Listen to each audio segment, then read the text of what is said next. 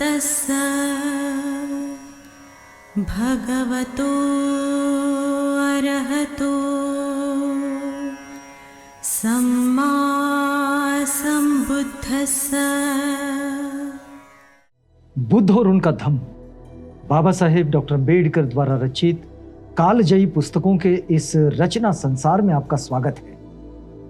आप जानते हैं कि इस समय हम लोग बाबा साहेब डॉक्टर अम्बेडकर द्वारा रचित मूल अंग्रेजी ग्रंथ बुद्ध एंड हिज धम्मा, इसका ये हिंदी अनुवाद आप तक पहुंचा रहे हैं। और ये हिंदी अनुवाद है डॉक्टर भदंत आनंद कौशल्यायन जी का। तो आइए इस कड़ी में आगे बढ़ने से पहले आपको बता दें कि पिछली कड़ी में हमने जहां इसे छोड़ा था वहीं से इसे पकड़ेंगे, लेकिन आपको बताते हैं कि पिछली कड़ी में हमने देखा कि संजय परिव्राजक जो उस वक्त के बड़े प्रसिद्ध परिव्राजक थे, उनके जो शिष्य हैं सारिपुत्त और मोदगलाय, ये दोनों अपने इस गुरु की शिक्षाओं से बहुत ज़्यादा संतुष्ट नहीं थे और वे इस सोच में थे कि कहीं दूसरी तरफ जाया जाए और इससे भी बेहतर अगर कोई मार्ग समझ में आता हो तो उसे देखा जाए। तो इसी दौरान राजगृह में तथागत रुके थे और तथागत के ये पूरे शिष्य मंडली जो है वो भी थी। ऐसे में उन्होंने देखा कि तथागत के एक शिष्य अश्वजीत वे भिक्षाटन के लिए निकले हैं राजगृह के परिसर में। और जब सारिपुत्त ने देखे तो उन्हें वे बड़े प्रभावित हुए, वे आकर्षित हुए भंते अश्वजीत की ओर। उन्हें लगा कि भाई अगर ये शिष्य इतना महान है तो इसके गुरु का पता लगाना चाहिए कि ये कौन है। और इसी जद्दोजहद में वे उनके पीछे पीछे, अश्वजीत ने तो भिक्षाटन किया और सारिपुत्त छुपते छुपते उनके पीछे पीछे गए ये देखने के लिए कि ये कहाँ रहते हैं। और फिर वहां तक पहुंचे जहां वे रहते हैं और वहां उन्होंने उनसे पूछा कि भाई आपका गुरु कौन है। आइए अब यहां से आगे बढ़ते हैं। अश्वजीत का जो उत्तर था आपके गुरु कौन है इस प्रश्न का, तो अश्वजीत का उत्तर था कि मित्र, निश्चय से जो शाक्य कुल प्रव्रजित महान श्रमण है मैं उन्हीं के नाम से प्रव्रजित हुआ हूं, वे ही मेरे गुरु है और मैं उन्हीं के धर्म को मानता हूं। जो शाक्य कुल के महान जो श्रमण है, तो शाक्य कुल के महान श्रमण मतलब तथागत बुद्ध। लोग तथागत, गौतम, बुद्ध इस तरह की बात को उस वक्त बोलना भी अपने आप में थोड़ा सा लज्जा महसूस करते थे। वे अपने गुरु का नाम नहीं लेना चाहते थे, इसलिए उन्होंने कहा कि शाक्य कुल के जो महान श्रमण है मैं उनका शिष्य हूं। तो फिर सारिपुत्त उनसे पूछते हैं कि हे पूज्यवर, आपके गुरु का सिद्धांत क्या है? वे आपको किस बात की शिक्षा देते हैं? मित्र, मैं एक नया शिष्य हूं। अश्वजीत कहते हैं कि मित्र, मैं एक नया शिष्य हूं और नया शिष्य होने के कारण मैं तो इतना नहीं बता पाऊंगा। मुझे प्रव्रजित हुए थोड़ा ही समय हुआ है। मैंने अभी अभी कुछ ही समय पूर्व इस धर्म और विनय को ग्रहण किया है। मैं विस्तार पूर्वक तो आपको धर्म बता नहीं सकता, लेकिन मैं आपको संक्षेप में बता सकता हूं।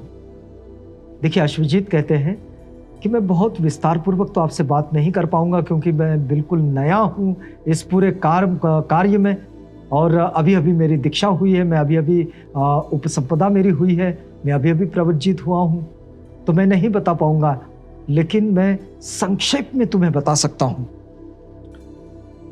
तब परिव्राजक सारिपुत्त ने स्थविर अश्वजीत से कहा, मित्र, कम या अधिक आप जितना चाहे मुझे बताएं, लेकिन मुझे उसका सार अवश्य बता दें।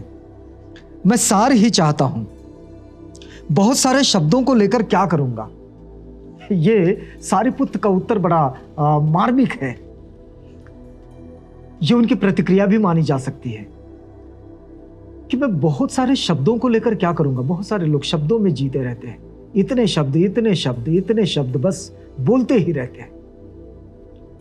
सारिपुत्त कहते हैं कि बस सार भर बता दो कि तुम्हारे गुरु सिखाते क्या है, बताते क्या है, समझाते क्या है।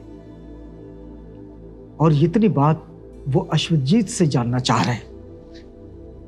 तब अश्वजीत ने सारिपुत्त को तथागत की शिक्षाओं का सार बताया, जिससे सारिपुत्त पूर्णतः संतुष्ट हो गया, उन्हें पूर्ण संतोष हो गया। जबकि सारिपुत्र और मोदगलायन भाई भाई नहीं थे, लेकिन वे दोनों दो भाइयों के समान ही थे। वैसे इसकी एक अलग कहानी है सारिपुत्र और महामोदगलायन की, जो बौद्ध साहित्य में मिलती है। बाबा साहेब ने इसमें नहीं ली है उस कहानी को, लेकिन दोनों के विषय में यह कहा जाता है कि वे दोनों भाई भाई ही है, क्योंकि वो दोनों मिलकर भाई के समान रहते थे। तो दोनों भाइयों के समान ही वो थे। उन्होंने परस्पर एक दूसरे को वचन दे रखा था कि जिसे सत्य की पहली प्राप्ति हो, दूसरे को वो इसकी सूचना देगा, और यही दोनों की आपस की वचनबद्धता थी। मोदगलायन की भी और सारिपुत्र की भी, ये दोनों ने मिलकर आपस में ये तय किया था कि जिसे भी पहले ये पता चले कि सही रास्ता क्या है, किस रास्ते पर चलना चाहिए, तो वो सबसे पहले जिसको पता चले वो दूसरे को बताएगा। और ये उन्होंने आपस में तय कर रखा था, और इसके लिए वे वचनबद्ध थे। तो फिर वे कहते हैं कि सारिपुत्र वहां पहुंचे जहां मोदगलायन थे। बाबा साहेब लिखते हैं कि भंते अश्वजीत से ये बात सुनने के बाद, धर्म का सार सुनने के बाद, धम्म का सार सुनने के बाद, वे मोदगलायन के पास पहुंचे जहां वे रुके हुए थे। तो सारिपुत्र वहां पहुंचे जहां मोदगलायन थे। उन्हें देखकर मोदगलायन ने सारिपुत्र से कहा, मित्र, आपकी शक्ल शांत है, आपकी छवि आभापूर्ण है, तो क्या आपने सत्य प्राप्त कर लिया है? देखिए, सारिपुत्र ने तो सिर्फ सार जाना था अश्वजीत से, लेकिन भंते अश्वजीत से सिर्फ सार जानकर सारिपुत्र की आभा ये पूर्ण रूप से उनके चेहरे के आसपास दिखने लगी। आभा मंडल उनके आसपास व्यक्त होने लगा, उद्रिक्त होने लगा। और मोदगलायन उनसे कहते हैं कि आपकी शक्ल भी शांत है। क्या मतलब आपकी खोज पूरी हो गई? क्या आपको मार्ग मिल गया है? आपने सत्य को प्राप्त कर लिया है? तो सारिपुत्र कहते हैं, हां मित्र, मैंने सत्य प्राप्त कर लिया है। और मित्र, आपने सत्य को कैसे पा लिया है? तब सारिपुत्र ने वो सारी घटना उन्हें कहकर सुनाई, और अश्वजीत के साथ जो घटी थी वो घटना उन्होंने मोदगलायन को सुनाई। तब मोदगलायन ने सारिपुत्र से कहा, तो मित्र, हम भगवान तथागत के पास चलें ताकि वे हमारे शास्ता बने। मोदगलायन ने सारिपुत्र से कहा कि फिर यहां रुकने का क्या मतलब है? अगर आपको सत्य का मार्ग मिल गया है, आपने सत्य को जान लिया है, पा लिया है, तो चलिए वहीं चलते हैं और तथागत बुद्ध को अपना शास्ता बनाते हैं, और हम उनके शिष्य बनकर आगे का मार्ग क्रमण करेंगे। तो सारिपुत्र ने कहा, मित्र, ये जो 250 परिव्राजक यहां रहते हैं, ये हमारी ओर ही देखकर यहां रहते हैं। इससे पहले कि हम उन्हें छोड़कर जाएं, हमारे लिए यह उचित है कि हम उन्हें बता दें कि वे जो चाहे करें।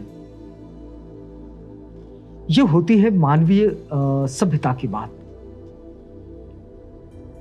सारिपुत्र ने मोदगलायन जी से कहा कि भाई, यहां ये जो 250 परिव्राजक है, ये जो यहां रहते हैं, यहां प्रैक्टिसिंग करते हैं अध्यात्म की, जिन लोगों ने संजय परिव्राजक को देखकर यहां एंट्री नहीं की थी, तो ये हमें देखकर, यानी कि सारिपुत्र और मोदगलायन को देखकर यहां रहते हैं। तो हम अगर इस जगह को, इस स्थान को छोड़कर कहीं और जा रहे हैं, तो हमने इन्हें ये बात सूचित कर देनी चाहिए, बता देनी चाहिए कि हम कहां जा रहे हैं, हम ऐसा क्यों कर रहे हैं। तब सारिपुत्र और मोदगलायन वहां गए जहां वे थे।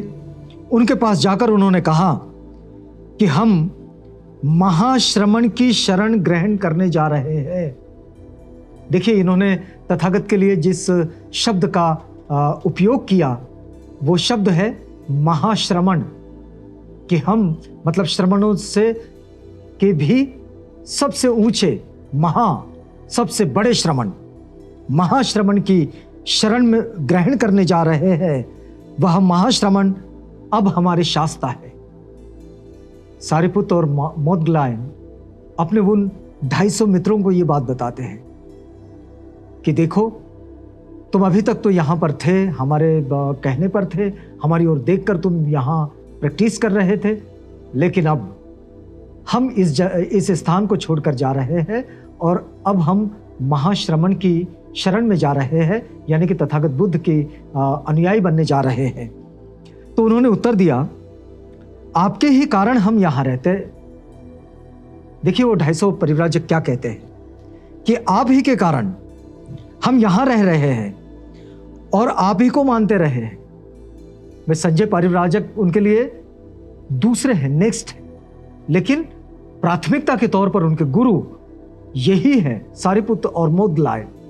तो वे कहते हैं कि भाई हम आप ही को मानते रहे हैं, यदि आप महाश्रमण के अधीन ब्रह्मचर्य का जीवन व्यतीत करेंगे तो हम सब भी यही करेंगे। तो देखिए कि ये सभी वहीं चल दिए, सारिपुत्र और मोदगलायन के साथ वहां जाने के लिए तैयार हुए। तब सारिपुत्र और मोदगलायन संजय के पास गए और वहां पहुंचकर संजय से कहा, मित्र, हम तथागत की शरण में जाते हैं, वह तथागत ही अब हमारे शास्ता है। तो संजय बोला, आप मत जाएं, हम तीनों मिलकर इन सब की गुरुवाई करेंगे। तो संजय परिव्राजक, जिनका वो आश्रम था, बड़े प्रसिद्ध थे और जिनके साथ ही ये सारे परिव्राजक रहते थे और ये प्रैक्टिस करते थे एक ब्रह्मचर्य के जीवन की, दुख मुक्ति के जीवन की, कि दुख मुक्ति की ओर जा कैसे सकते हैं। तो संजय ने कहा कि भाई आप दोनों ही क्यों जाओगे, मैं भी आपके साथ चलूंगा और हम तीनों मिलकर चलेंगे।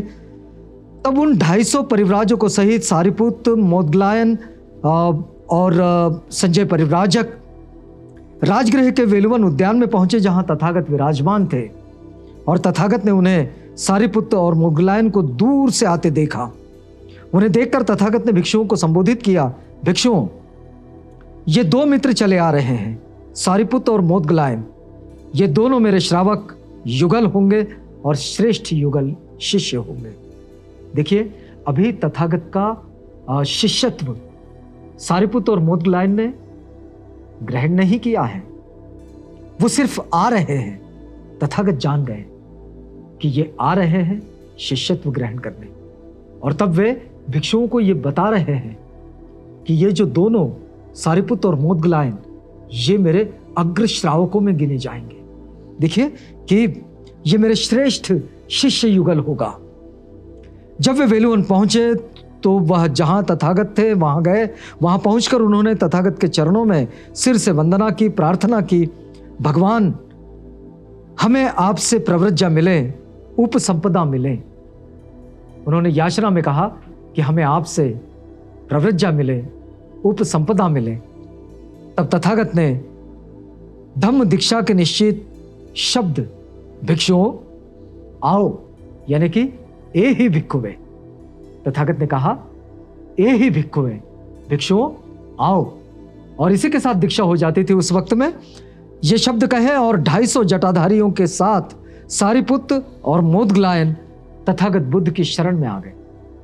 तो इस तरह तथागत के जो अग्र श्रावकों में गिने जाने वाले जो शिष्य थे, सारिपुत्र और मोदगलायन, इनकी ये धम्म दीक्षा पूर्ण हुई। तो आज की इस कड़ी में हम लोग यहां पर रुकेंगे, इस वादे के साथ कि कल आपसे पुनः भेंट होगी जब हम इसी बात को आगे बढ़ाएंगे। तो तब तक के लिए हमें इजाजत दीजिएगा।